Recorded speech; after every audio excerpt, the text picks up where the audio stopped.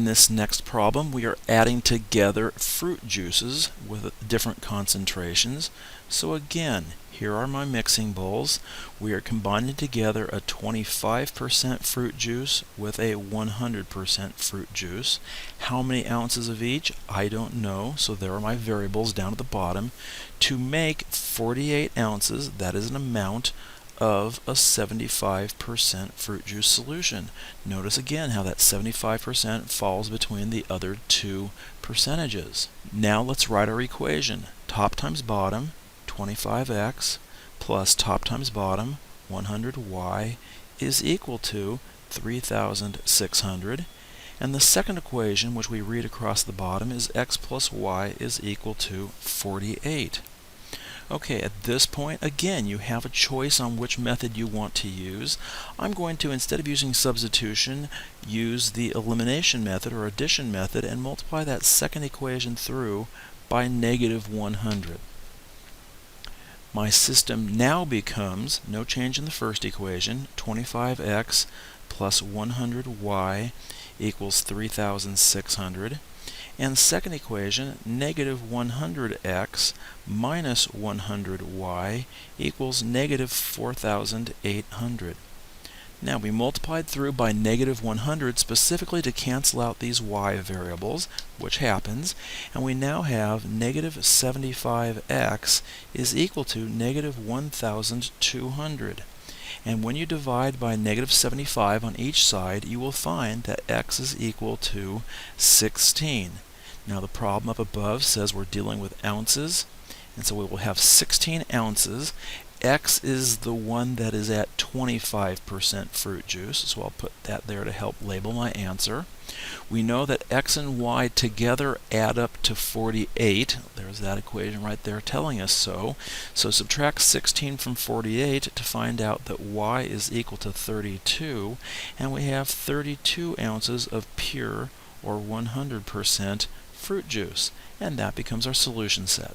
Money problems or investment problems are basically just like mixture problems that we've been doing here, except instead of mixing our money in test tubes, we're going to put them in bank buildings and have cha-ching, a little profit come out at the end here. Now, Aaliyah in this problem is investing her money at two different rates. One of them is 2.5%, the other one is 3.5%. Okay, we don't know how much money is going in each, but we know half as much is going in the 2.5%. So I'm going to write that as 1/2 x, and the other one will be x. And we do have a total interest of $247, and totals I'm going to put on the top right. Okay, in this problem, we have some changes here. We do not have percentages at the top of all three. This top right corner is a total. So when we go to write our equations, top times bottom equals top, we're going to stop there at the top. Okay, we don't even know how much total was invested. But also we've got a decimal point problem. We have percentages, and dollars. So I really need to move this decimal over 3 places. Technically this is a 0.025. Move the decimal 3 places, 3 places, 3 places, and so we really have, well, let's write it out first because this can get confusing. We have 0.025 times, and I'll write this not as a half x but 0.5x, plus 0.035 times x equals 247.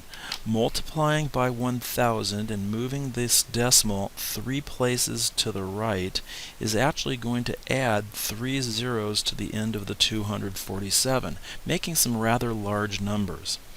Now, 0.5 times 25 is 12.5x, so we still have a decimal there, plus 35x is equal to 247,000. And I'm going to slide this up now. This gives us 47.5x is equal to 247,000. And now we've got to do some dividing and find out that x is going to equal $5,200. Now going back to the original problem, we see that X goes with the 3.5%. So I will label this down below here somewhere.